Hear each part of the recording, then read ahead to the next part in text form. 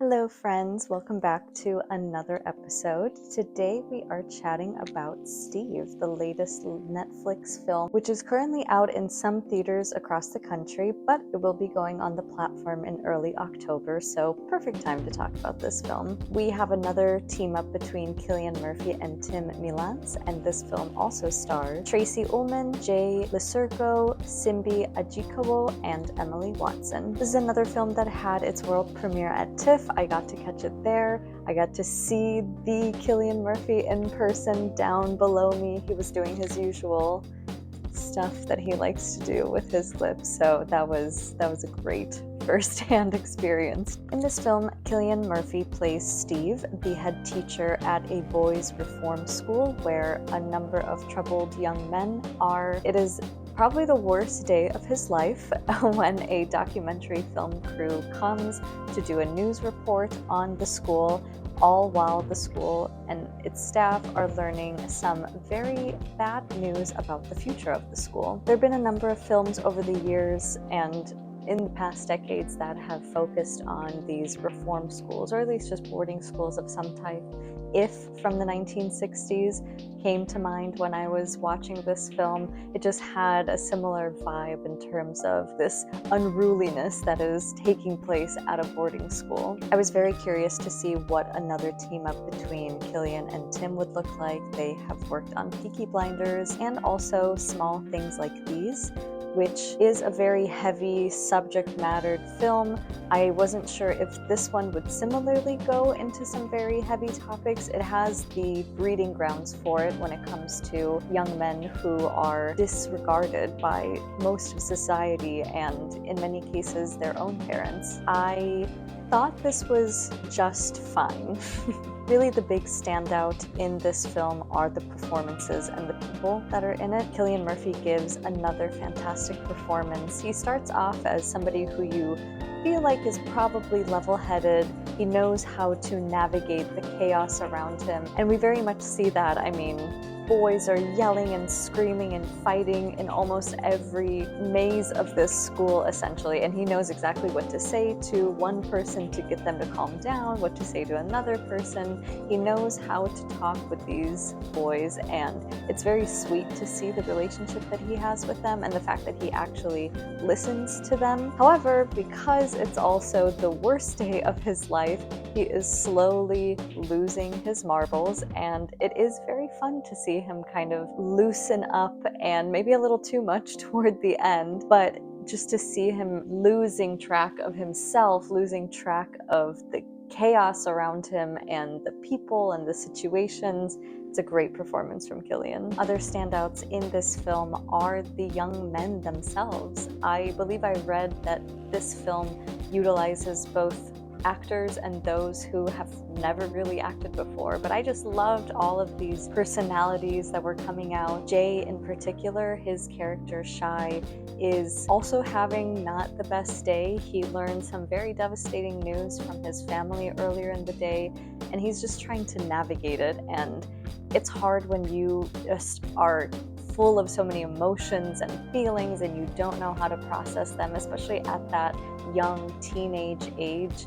And I think he delivers a really wonderful performance. There's so many other young boys in here too with just such loud personalities, but you just cannot help but laugh at the things that they're doing, wince at some of the actions, kind of like put your head in your hands and you're like, oh my god, please do not be doing this. You are causing so much chaos and destruction around you. But that's just half the fun in it all too. You know, not necessarily 100% tied to this, but I think of the Netflix limited series Adolescence as one that is quite relevant when it comes to this topic. That one takes things to a bit of an extreme when it comes to a young man who is linked and arrested on suspicion of murder. That's not necessarily the case here, but I think Adolescence does a really nice job of exploring these young men and what are they dealing in their lives, why are they not able to maybe open up to other people. Very much deserved all of the Emmy Awards that it just won. Personally for me,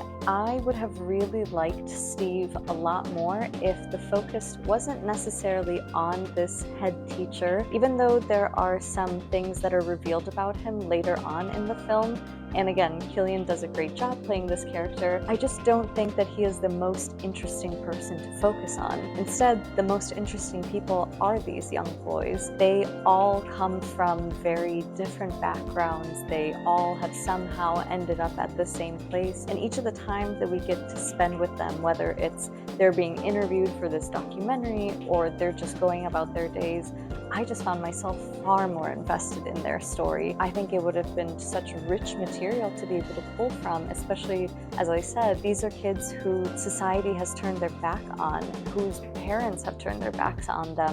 What does that feel like? What is it like to be in a school such as this? What is it like in your head? We see some scenes of them with psychiatrists and psychologists, and it's very explosive in those scenes. It's really interesting because this film was adapted from Max Porter's novella Shy, which does focus on the inner workings of Shy, his mind, what he's thinking about. I just don't know why they changed that. I mean, I guess if you have Cillian Murphy in your film, why not make him the main character? But I do think that it's quite a disservice here. Something else that I fairly appreciated was how much fun the cinematography has in this film. There is one sequence in particular where we are like going and zipping through this boarding school. I don't know why, but it reminded me so much of the Challengers tennis ball scene as we're bouncing back and forth. There is also so much crazy loud music in this film, kind of reminiscent of Run Lola Run in the sound and songs themselves. I don't know why.